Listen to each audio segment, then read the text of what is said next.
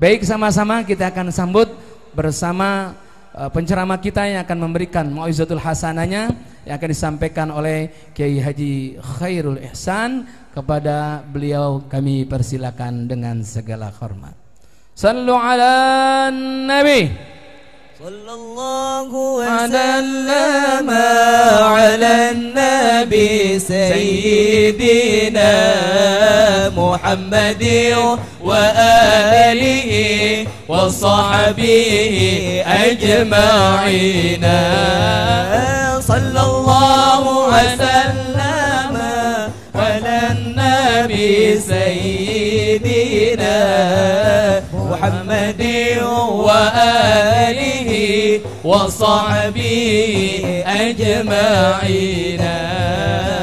Sallallahu wasallam ala Nabi Sayyidina Muhammadin wa alihi wa sahbihi ajma'in. Sallu ala Nabi Muhammad.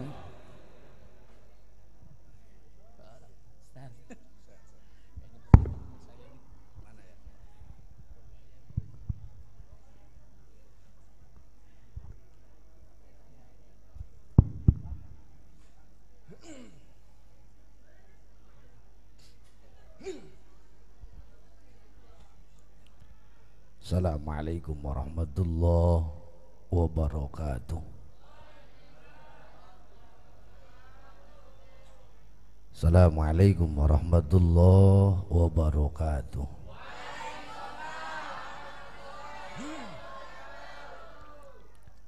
Assalamualaikum warahmatullahi wabarakatuh.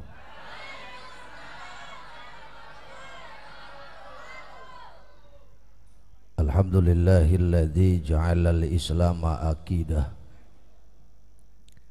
wa ja'alal insana fil ardi khalifah wa ja'alal Indonesia fi baldatin mustaqilah wa fi undang-undang asasah wa fi Pancasila filsafah wa bi Sabang ila Maroke wilayah. Asyhadu an la ilaha illallah wahdahu la syarikalah wa asyhadu anna Muhammadan abduhu wa rasuluh. Amma ba'du, qala Allahu ta'ala fil azizil karim, a'udzu billahi minasyaitonir rajim. Laqad kana lakum fi rasulillahi uswatun hasanah. Wa qala Rasulullah sallallahu alaihi wasallam, man ahabbani kana ma'i fil jannah. Al-mukarramun segenap para alimul ulama, para kiai, para habaib, para ustadz, para guru-guru ngaji, yang mudah-mudahan ustadz kita, guru kita, kiai kita dipanjangkan umurnya oleh Allah subhanahu wa ta'ala.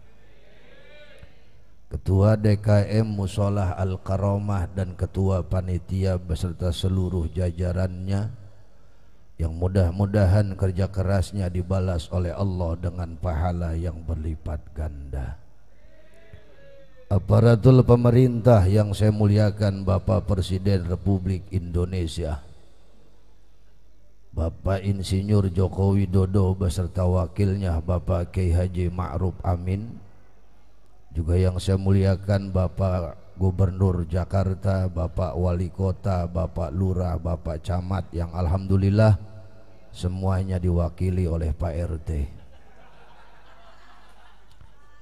yang mudah-mudahan pemimpin kita dari atas sampai bawah Allah jadikan pemimpin yang amanah, yang sayang terhadap rakyatnya. Bapak Ibu hadirin jamaah sekalian yang saya muliakan, khusus bil khusus yang paling saya hormati tukang salon. Saya datang pas beres mahalul qiyam. Dari MC sampai sambutan sampai guru kita tadi tausiah, nggak ada yang menghormatin tukang salon. Betul nggak? Padahal malam ini yang hebat bukan panitia, bukan kiainya, bukan habibnya, tapi tukang salonnya.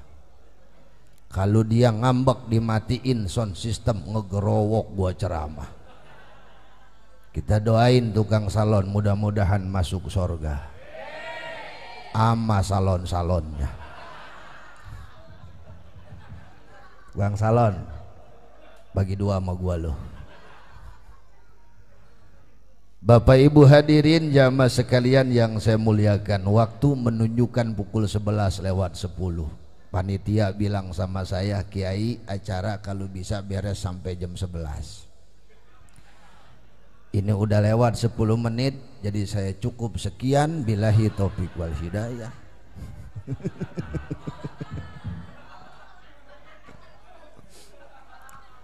Ini masih mau lanjut nggak? Nggak apa-apa, udah malam. Nggak apa-apa ya. Sampai jam berapa kira-kira? Buset. Lu kira gua lenong pakaian? Bapak Ibu hadirin jamaah yang saya muliakan, kita ini umat Rasulullah, umat terakhir. Kita ini umat akhir zaman. Setelah kiamat nanti tidak ada lagi kehidupan manusia di alam dunia. Jadi kita ini produk terakhir yang paling mutakhir yang Allah ciptakan. Kita ini umat bungsu, umat bontot. Yang namanya bontot biasanya rata-rata rada sengke. Tahu sengke enggak? Tahu sengke enggak? Anak bontot mah rata-rata rada sengke. Bontot mah kalau pengen apa-apa kudu diturutin, kalau nggak diturutin ngambek. Itu sengke namanya. Kadang-kadang bontot mah nih masak ogah, nyapu ogah, nyuci ogah, tapi giliran makan pengen enak. Betul nggak? Itu sengke. Kita juga umat bontot, umat yang rada sengke. Di mana sengkenya Ustadz? Ibadah jarang, maksiat doyan, baca Quran kadang-kadang, ngerumpi tiap hari, tapi giliran mati pengen ke sorga. Betul nggak? Ini saya tanya yang hadir, mau ke sorga apa ke neraka? Ke sorga apa ke neraka? Pertanyaannya selanjutnya, kira-kira nih orang kampung, ngomong apa sini? Kongsi apa? Nih kira-kira orang kampung kongsi kalau ke sorga pantas apa kagak? Jawab aja yang jujur, pantas apa kagak? Pede juga. Oke. Kalau pantas kita buktikan malam ini. Bu, masih hidup? Bu, sorga itu buat orang-orang yang suci, yang bersih dari dosa, betul? Manusia pertama yang tinggal di surga Nabi Adam alaihissalam. Tapi kemudian Nabi Adam Allah turunkan ke alam dunia gara-gara Nabi Adam punya dosa. Enggak banyak dosanya Nabi Adam, cuman satu, makan buah khuldi, betul enggak? Segitu Nabi. Yang dosanya satu Allah turunkan ke alam dunia. Nih bapak ibu yang hadir malam ini orang kongsi, kalau memang pantas masuk surga, saya mau nanya, dari orok lu sampai tua berapa dosanya? Hayo jawab lu. Woi, ngebuadek. Banyakan dosa kita mama pahala, betul enggak? Sholat kita paling lama 5 menit. Itu pun belum tentu khusyuk. Kadang-kadang badan mah lagi sholat tapi hati sama otak gak ikut sholat. Benar? Badan mah berdiri menghadap kiblat, Allahu Akbar, baru takbiratul ihram, doa iftitah aja belum, otak udah ngelayap. Minggu besok kondangan banyak lagi, mana belum bayar arisan, laki gajiannya masih lama banget lagi, padahal badannya lagi sholat tapi otak udah ngurusin orang perkara lain. Betul nggak? Nih mulut diajak baca Quran males, diajak zikir ogah, tapi pelebah diajak ngomongin orang, idih doyan banget. Apalagi mama bang kalau ngomongin orang sampai monyong-monyong mulut. Lah mama nggak boleh ngelihat di mata dia rada aneh sih langsung jadi bahan omongan. Betul nggak? Berangkat kondangan, ada yang baru datang kondangan, bininya cakep, lakinya jelek, habis diomongin. Bu, no lihat perempuan tolol ya, cakep-cakep lakinya kayak begituan. Yang diajak ngomong jawab aja lagi iya, kayaknya dipelet itu dia. Lah mama jangan kata lagi kondangan, di pengajian masih ngomongin orang, mending orang lain yang diomongin, gurunya dewek pakai diomongin. Betul nggak bang? Lah jangan jauh-jauh, saya dari baru datang nih, parkir mobil di jalanan, jalan lumayan kemarin nih, naik ke atas, ada yang lihat saya datang, waduh mama udah toel-toel baik, itu kayaknya iya, buset, abis gue jadi bahan omongan. Mending yang diomongin apa? Tas gua. Woi kiai tasnya kayak begituan. Ada yang parah mah ada benderanya. Lah tas-tas gua yang pakai gua apa urusan lu? Betul nggak? Nih maaf nih, kalau ngukur pantas badan kayak kita nggak pantas ke sorga, termasuk saya yang ngomong. Iya kalau ngukur pantas bang, nggak pantas. Kenapa? Banyakan dosa kita mau pahala, betul? Cuman untungnya kita jadi umat bontot. Biar kata bontot sengke, biasanya bontot mah paling disayang sama orang tua. Betul? Lah iya, makanya anak bontot mah untung-untungan. Kalau babanya kaya, bontot paling banyak bandanya. Tapi kalau babanya miskin, bontot paling belangsak bontot tuh.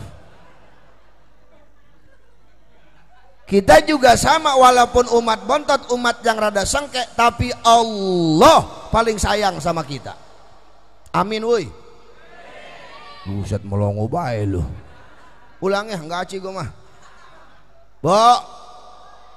Halo. Jadi walaupun umat bontot yang rada sengke, tapi Allah paling sayang sama kita. Iya begitu napa? Jadi gua ceramah kayak ada orang. Melongo bae lu. Di mana sayangnya Allah sama kita? Kata Allah kepada baginda Rasul, ya Muhammad, seluruh umatmu bakal masuk surganya Allah. Ya Robbal. Nih kita kalau ngandelin pahala buat masuk surga mah jauh. Tapi untungnya kita punya nabi, nabi kita punya janji, dan janji nabi nggak kayak janji pejabat-pejabat Indonesia. Yang kadang-kadang belum jadi janjinya tinggi sama rakyat, udah jadi mah lupa sama janjinya. Betul nggak? Buset, belum jadi mah nanti kalau saya jadi begini, udah jadi teh bebek meleduk. Betul? Mana janjinya Rasul, man ahabbani kana ma'i fil jannah, barang siapa yang cinta kepadaku kata Rasul, maka nanti akan bersamaku di surga. Ya Robbal. Cinta sama Nabi, cinta sama Nabi, tapi jangan ngomong doang. Nggak cukup kita ngaku sama habaib, beb saya cinta mati sama Nabi, nggak cukup. Ustadz saya cinta banget sama Nabi, nggak cukup. Kenapa? Karena cinta bukan cuma sekadar ucapan, tapi cinta butuh dengan pembuktian. Angjay.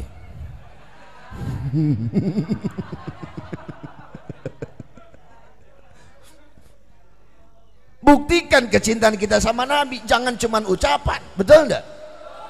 Terus gimana cara membuktikannya Ustaz? Satu, man ahabba syai'an katsura zikruhu. Ciri orang cinta yang pertama, selalu menyebut nama orang yang kita cinta. Maaf, orang tuh kalau udah cinta, walaupun orang yang gak ada, namanya selalu terpatri dalam dada kita. Betul gak? Betul. Begitupun kita. Kalau memang kita cinta sama Nabi, dimanapun kita, sedang apapun kita, selalu menyebut nama Nabi dengan cara baca sholat. Baca sholat. Al jannatu wa na'imuha sa'du lima yusalli wa yusallim wa yubarik alaih. Bahwasanya surga dan kenikmatan surga Allah berikan kepada orang yang rajin baca salawat kepada baginda Rasul. Alhamdulillah. Suka baca salawat? Bu, suka baca salawat? Berapa kali sehari semalam? Enggak kehitung. Saking banyaknya apa saking jarangnya? Kelihatan sama gua dari mukanya jarang. Kalau bisa sholawat sama Nabi sehari semalam 4.444. Waduh, banyak amat Ustaz. Nah saya kalau sholawat segitu mah di rumah kagak ngapa-ngapain, kagak masak, kagak nyuci, kagak ngopel, kagak nyapu. Hei, sholawatnya sambil masak, sholawatnya sambil nyapu. Sholawat mah nggak punya wudhu juga Rasul masih mau nerima. Betul enggak? Betul? Apa sholawatnya? Bebas. Musholawat Ibrahimiyah silakan, musholawat Munjiat mangga, musholawat Nariyah hayu. Itu mah kepanjangan Ustaz, saya pengen yang pendek aja. Cukup Allahumma sholli ala sayyidina. Masih kepanjangan juga Ustaz, pendekin lagi. Sholawat Jibril namanya. Sallallahu ala Muhammad, sallallahu ala Muhammad, sallallahu ala Muhammad. Masih kepanjangan juga Ustaz, pendekin lagi. Muhammad, Muhammad, Muhammad, Muhammad, Muhammad, Muhammad. Masih kepanjangan juga Ustadz, mati mendingan loh. Ayo banyakin salawat kita sama Nabi biar dapat syafatul udma di hari yaumil qiyamah. Amin ya robbal. Satu. Yang kedua, ciri orang cinta selalu mengikuti perbuatan tingkah laku orang yang dia cinta. Orang kalau udah cinta sama seseorang, apapun perbuatannya, apapun pakaiannya pasti diikutin. Betul nggak? Contoh, ada anak muda yang ngefans sama artis misalnya, pasti gaya artis diikutin itu. Cukuran rambut kayak galangan sawah. Ini somplak, tengah doang berambut. Pakai celana ngikutin anak band yang bawahnya mececet. Pensil apa potot dah gua nggak ngerti. Pakai celana pensil, telapakan kaki jebrag. Lah masuk band juga udah pakai plastik. Betul nggak? Orang tuh kalau udah cinta sama orang, gaya apapun pasti diikutin. Kita juga sama, kalau memang cinta sama Nabi, ikuti Nabi.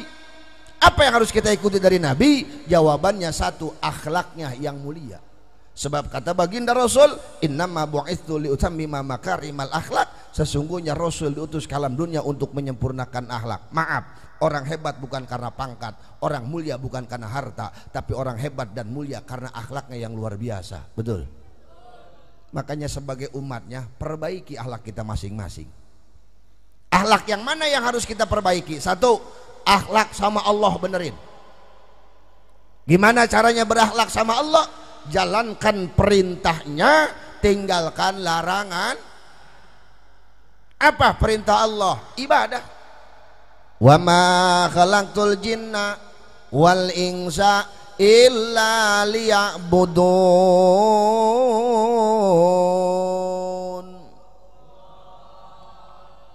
Tidak semata-mata Allah menciptakan jin dan manusia kecuali tugasnya satu, buat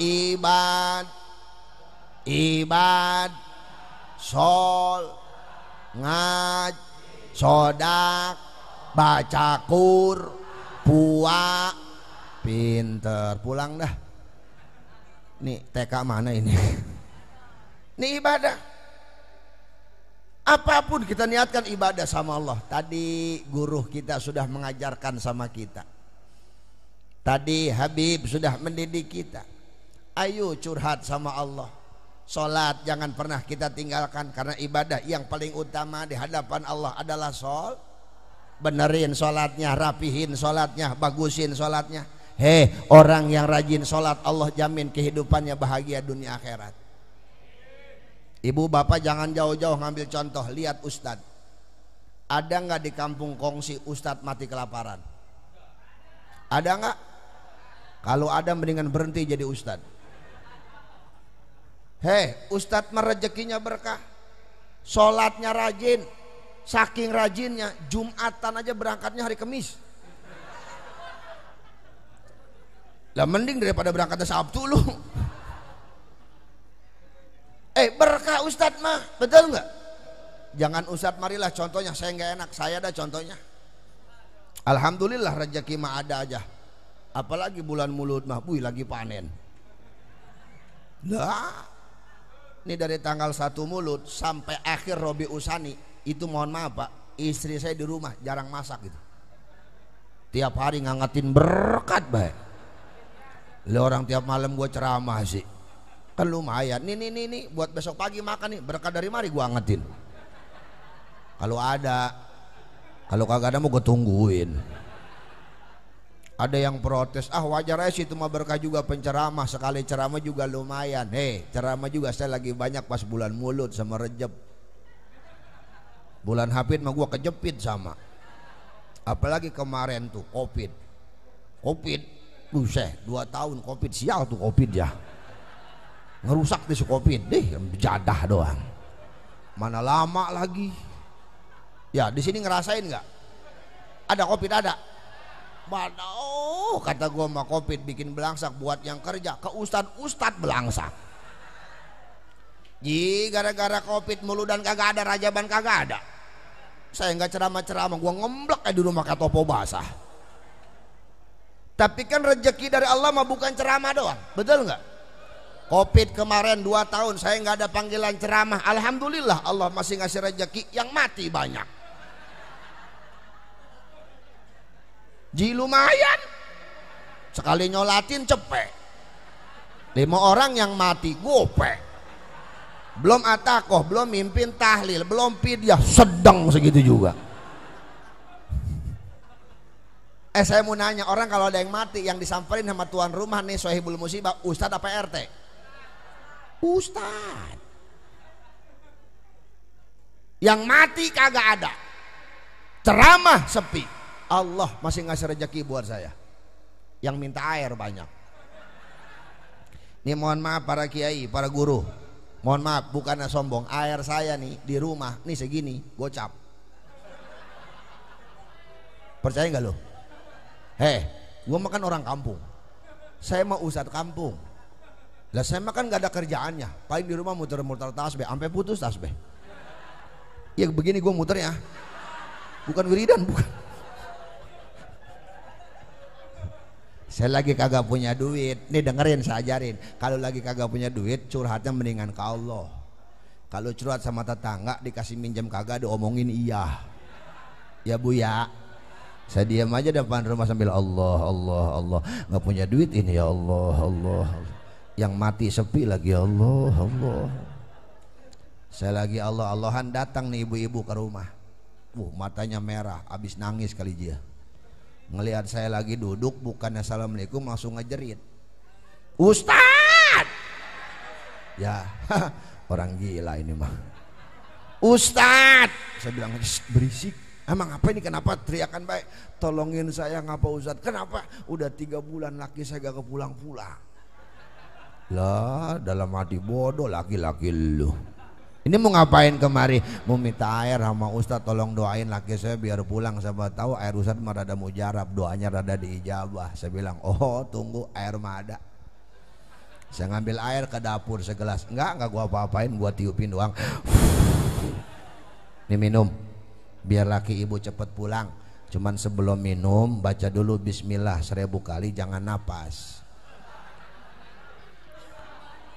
Lah Ustadz bismillah 1000 kali dia kagak napas, saya mati. Ya pentar kalau ibu mati lakinya pulang. Gue mah yang penting lakinya pulang sih judulnya.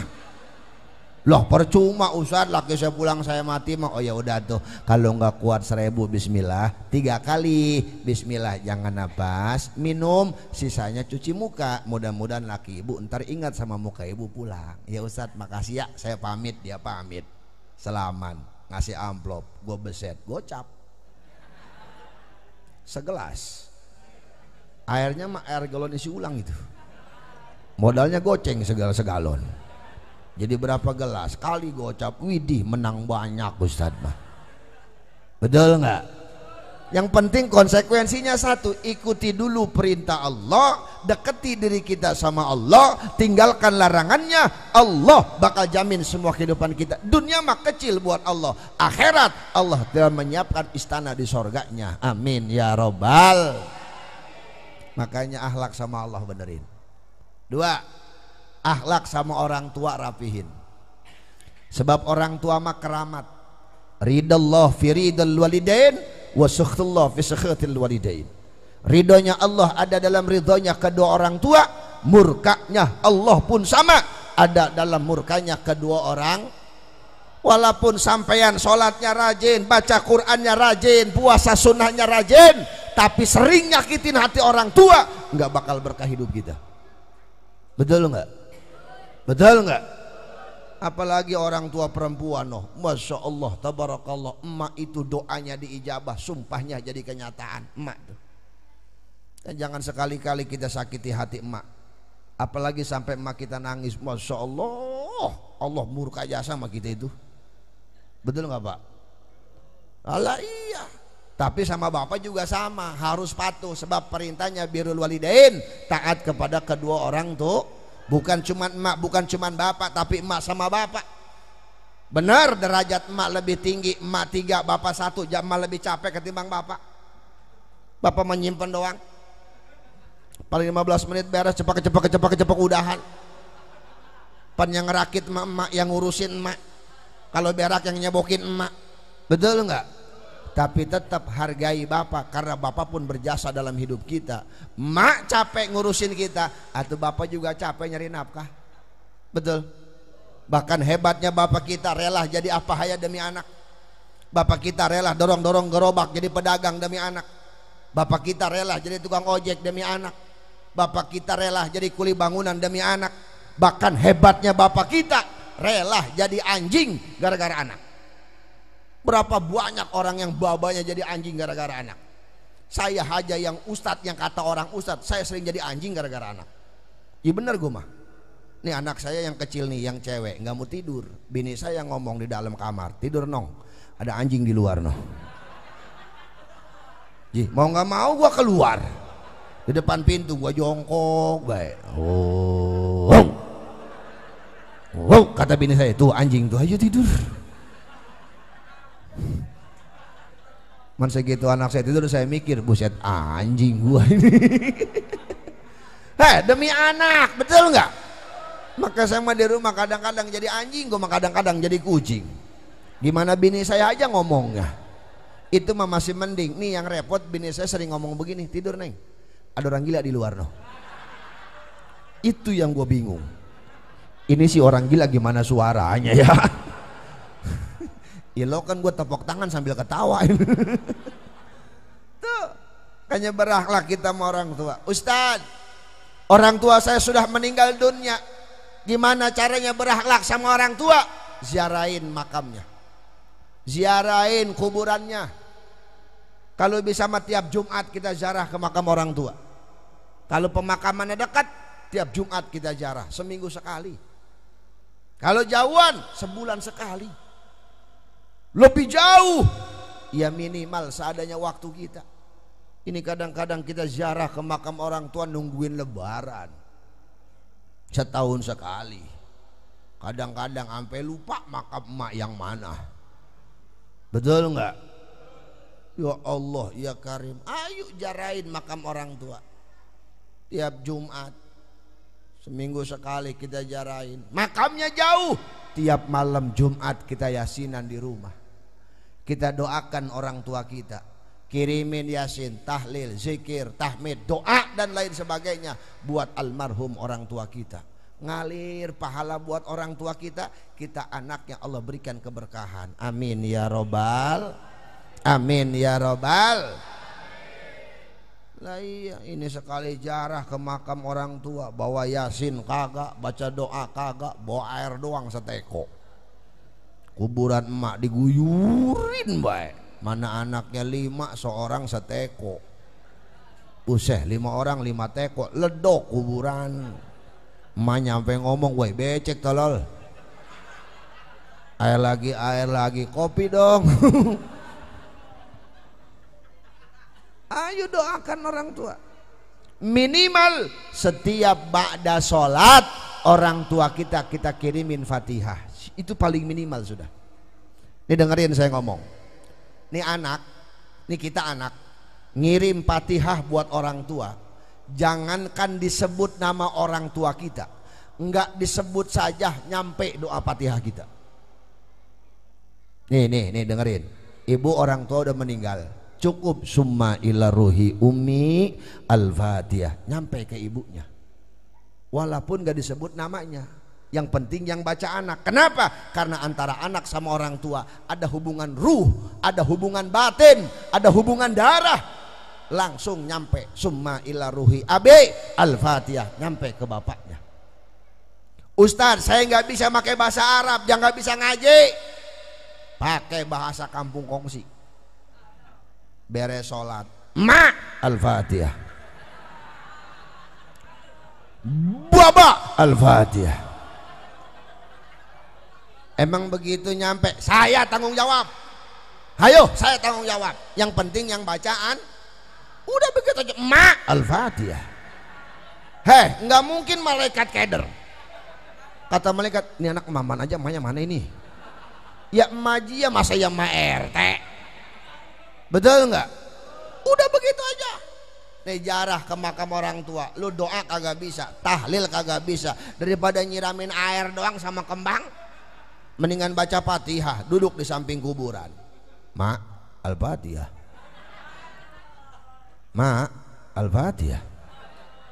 Ma al-Fatihah. Tapi baca Fatihahnya, jangan ngikutin saya, baca ma al-Fatihah. Alhamdulillahirabbil alamin arrahmanir rahim maliki waladhdallin. Ma al-Fatihah. Alhamdulillahirabbil alamin arrahmanir rahim waladhdallin. Ma al-Fatihah. Alhamdulillah, baca. Beres Fatihah 3 kali, doain emak. Apa doanya? Yang bisa aja. Allahumma ighfir laha warhamha wa'afiha wa'fu anha. Enggak apa-apa. Enggak bisa doa begitu. Doa buat kedua orang tua. Rabbighfirli wa liwalidayya warhamhuma kama rabbayani. Masih kagak bisa juga jabloon. Makai bahasa kongsi lagi. Beres Fatihah 3 kali, ngadoa. Ya Allah, makam mas saya nih,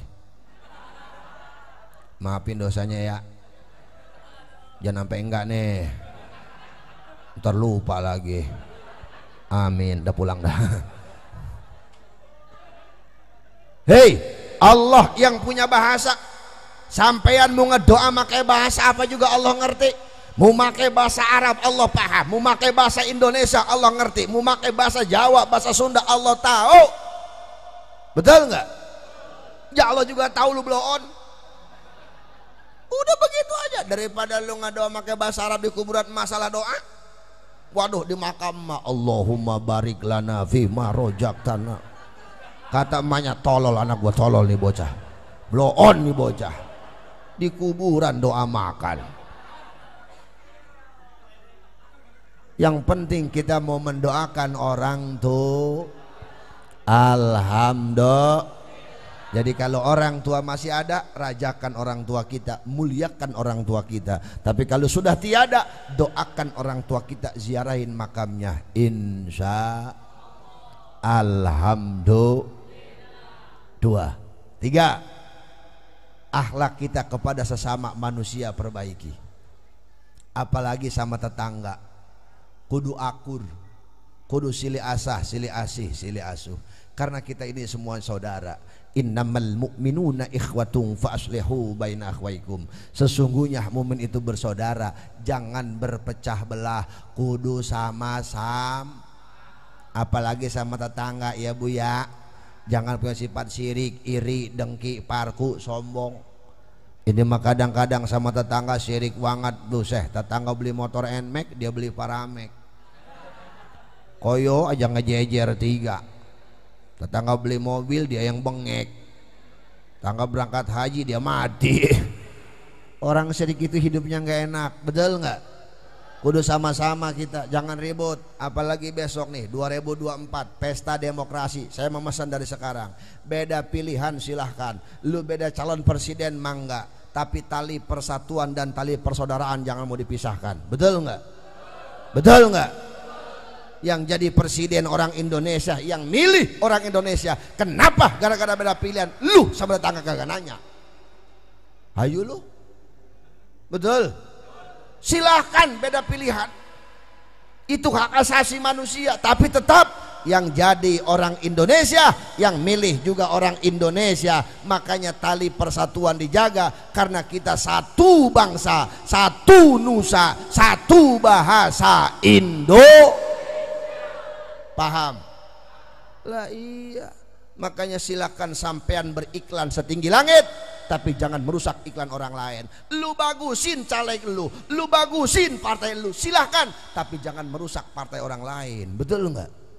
Betul nggak?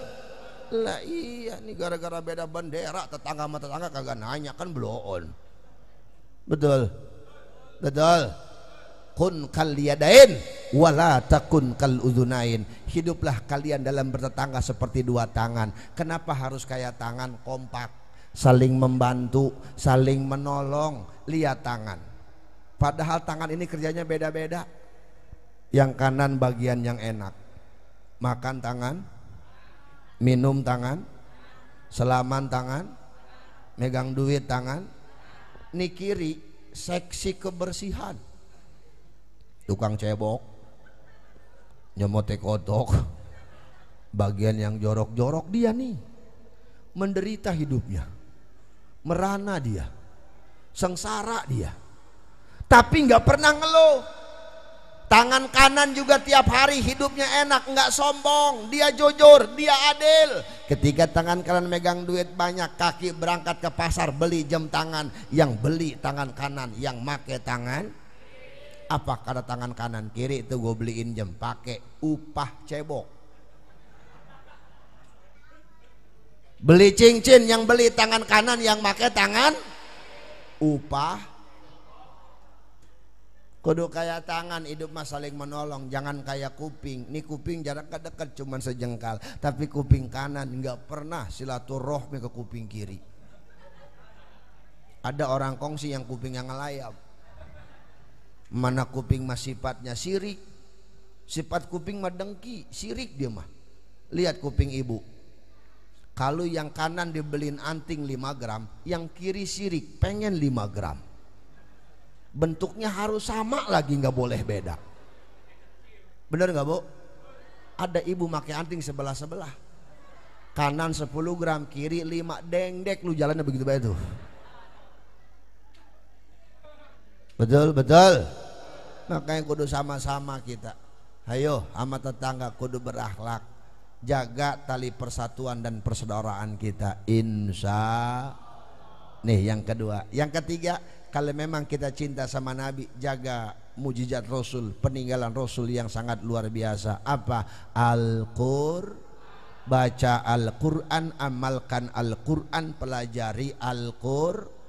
Nawiru buyutakum wa kuburakum bitilawatil Qur'an.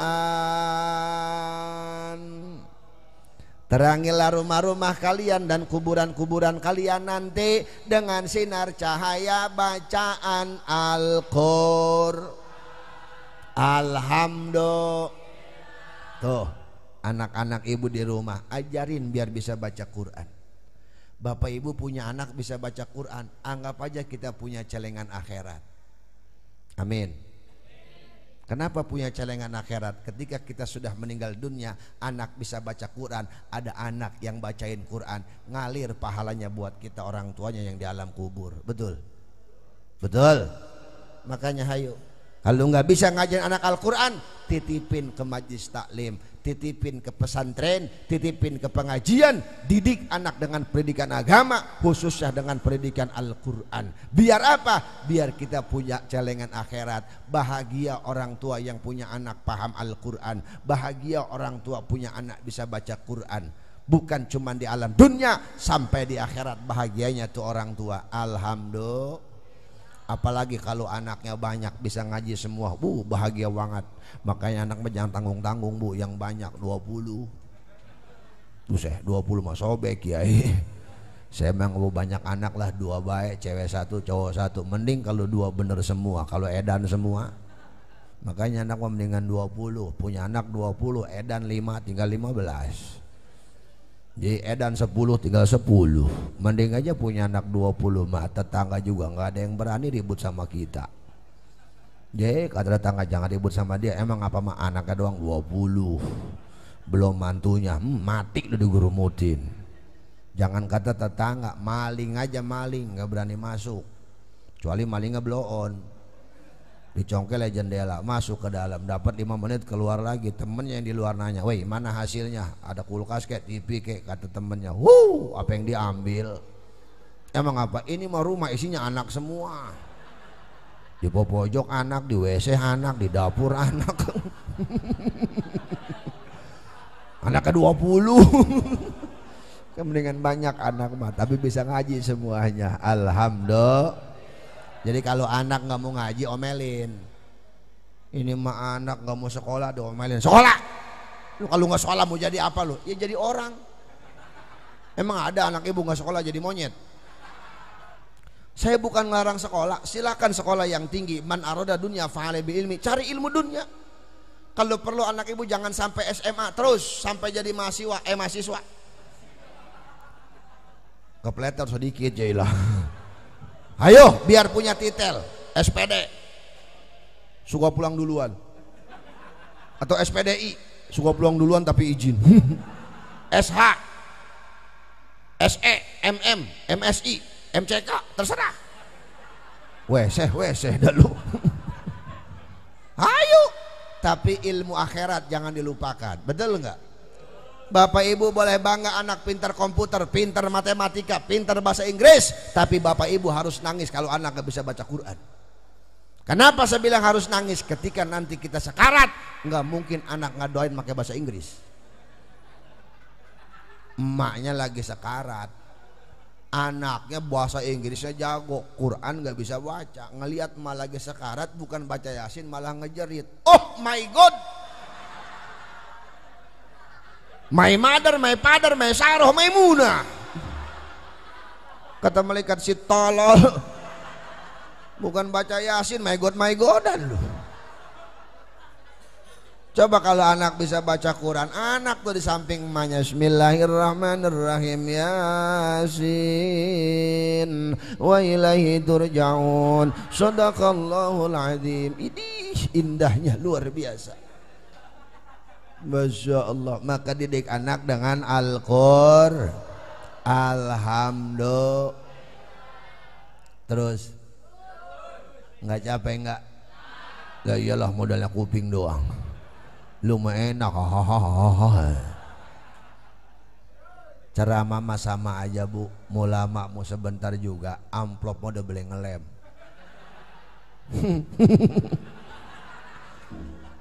Kata ibu-ibu lah, kiai ceramah ngomongin amplop ya. Enggak, saya mah nggak butuh amplop. Isinya juga gue mah kagak, gue mah dikasih alhamdulillah. Enggak juga nggak apa-apa, panitia kalau nggak malu mah. Udah tenang, jangan dipikirin. Amplop mah nomor 2. Nomor 1-nya berkat. Buset, penting berkat mah. Panitia bungkusin dari sekarang yang rapi. Kalau bisa pakai kardus. Jangan pakai kantong kresek, acak-acakan lagi lah. Saya punya pengalaman pahit, bener pahit. Sampai sekarang gue mah trauma bener lah. Saya ceramah belum punya mobil pak, masih naik motor, Mio. Acara nikahan, saya dikasih berkat pakai kantong kresek. Saya sangkutin di motor, itu kampung serem namanya. kampung Kebon Rampok. Benar, gue lap. Saya naik motor dewekan, saya ngebut naik motor, gue takut. Itu berkat saya sangkutin depan motor, kan Mioma ada sangkutannya, saya sangkutin, saya kencang naik motor, saya di depan ada lobang, kagak keburu ngerem saya hantam lobang, jebret, jebol plastik. Buset, berkat mambrak isinya. Itu berkat isinya salak, jeruk, ayam sepotong sama nasi. Bidih, jeruk nyebrang ke jeblang jalan. Bayangin jam 12 malam gue mungutin jeruk. Asal ada motor lewat gue diem ya begitu. Ya naik motor nanya, ngapain Ustadz? Nungguin Ilham. Pada menungguin dia lewat gue mungutin jeruk, gue malu. Mana plastik sobek, untung saya bawa sorban. Ini bukan buat mejeng nih, antisipasi.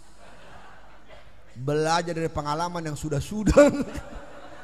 Saya bungkus, saya berkat pakai sorban. Atuh nasi nempel di salak. Atuh gua satuin sih, nasi pasir melulu nasi. Masya Allah. Yang rapi panitia. Pakai kardus. No, saya pernah ceramah daerah Banten, Malingping sana. Saya ceramah begini, itu Masya Allah panitia sopan. Saya dibawain berkat pakai kardus bekas kulkas. Wadah, dalam hati, ini pala kebo isinya nih. Saya sampai rumah ajan subuh pak, subuh saya teriak ke bini, Mi gunting. Kata bini saya, emang apa bi pagi-pagi nyanyi gunting? Gue penasaran nih kardus. Buset rapi banget, pakai tali rapia, dia pakai lakban. Subuh gue dikerjain kardus. Saya gunting tali rapia, saya beset lakban, beset segitu udah buka isinya apa dah, buset kelapa tua sama pisang batu. Suai subuh gue dikerjain kelapa. Saya tidur aja habis subuh, jam 11 siang panitia telepon dari Banten. Kiai mohon maaf, ada apa Ustadz? Salah ngasih berkat Kiai. Lah ini berkat siapa? Dagangan orang itu. Usah. Akhirnya habis johor gua dagang depan rumah. Yang rapi panitia pakai kardus.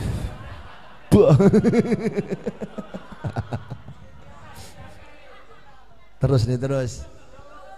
Saya mah ceramah cuma 1 jam pak. Mau di Jakarta kayak mau di Banten kayak mau di mana kayak saya masa jam ceramah. Lewat dari 1 jam gue mah hitungan udah lembur.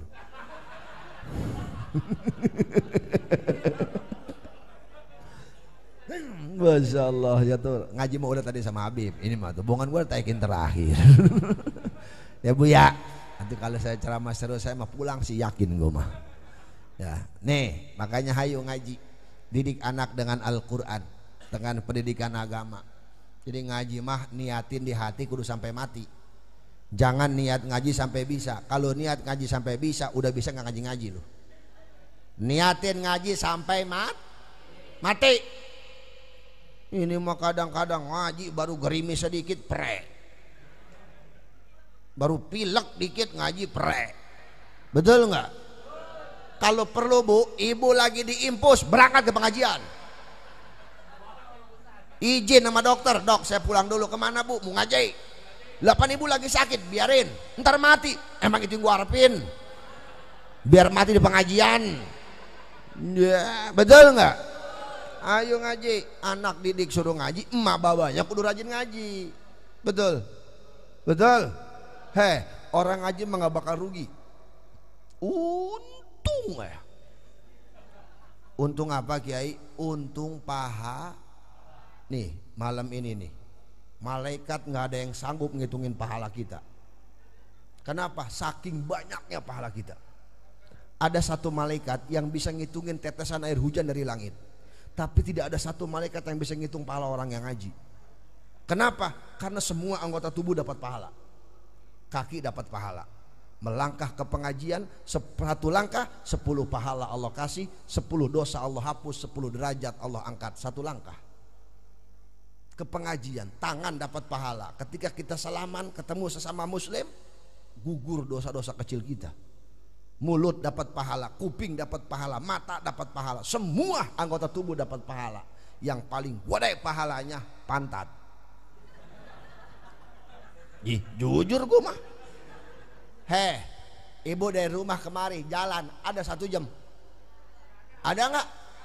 Nggak ada yang dekat memang ada 1 jam. Betul nggak? Paling berapa menit? Tapi lihat pantat. Dari jam 8 duduk sampai jam 12 udah berapa jam lu duduk? Ayo lu. Makanya di pengajian mah setan paling banyak ngegodanya di pantat. Lah, nih ibu duduk nih, nih bapak duduk dari jam 8 di mari, itu duduk udah 4 kali ganti gaya. Pertama datang masila, dapat sejam miring kiri, miring kanan, tangkep dengkul 1, terakhir beronjor. Dari tadi lagi gua liatin ya.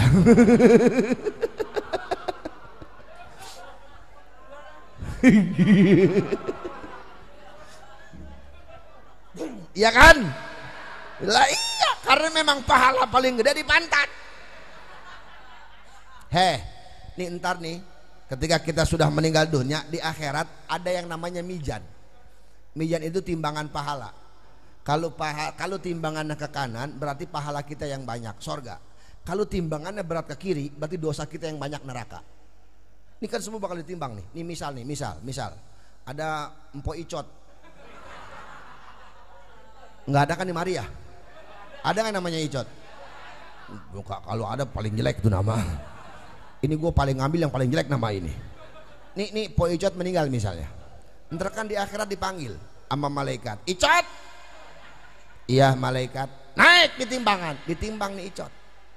Tidak ada sedikit pun pahala dan dosa yang sekecil apapun yang terlewat, semua ikut ditimbang. Segitu ditimbang Icot, timbangannya ke kiri. Waduh, neraka Icot nih. Pas mau dikenerakain sama malaikat, datang nih pantat. Ustad esod ngomong, pan di akhirat mulut terkunci. Yang ngomong anggota tubuh, tangan berbuat dosa atau tangan ngomong, tangan berbuat pahala, tangan juga ngomong, termasuk pantat. Kata pantat malaikat, Icot jangan dikenerakain. Emang apa? Gua belum naik. Kata malaikat, lu apa? Pantat. Jelek amat. Atau pantat mana yang bagus? Semua juga jelek. Biar kata orang yang putih juga pantatnya mau burik. Padahal pantat jarang kejemur ya. Tapi hitam, bingung gue kadang-kadang gitu.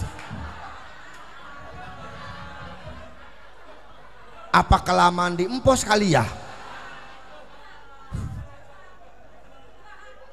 Ya kelamaan dibungkus. Makanya kalau pantat pengen putih, lu kalau pagi angin-anginin depan kipas angin. Kata malaikat, di mana nih si Icot pantatnya? Di acara maulid. Di mana? Di musola Al Karomah. Oh, naik. Berhubung Icotnya gendut, telapakannya gede, atau berat timbangannya. Segitu naik, blok ke kanan. Sorga tuh, gara-gara pantat. Alhamdulillah. Makanya saya bilang, di mana ada pengajian, buatkan aja udah. Di mana ada muludan kayak rajaban kayak mau diundang muka agama panitia, tahu datang, jangan ngarepin berkat. Berkat mah ada alhamdulillah, enggak ada jangan ngarepin. Kecuali saya, gue pasti dapat. Nggak dapat, gue tungguin.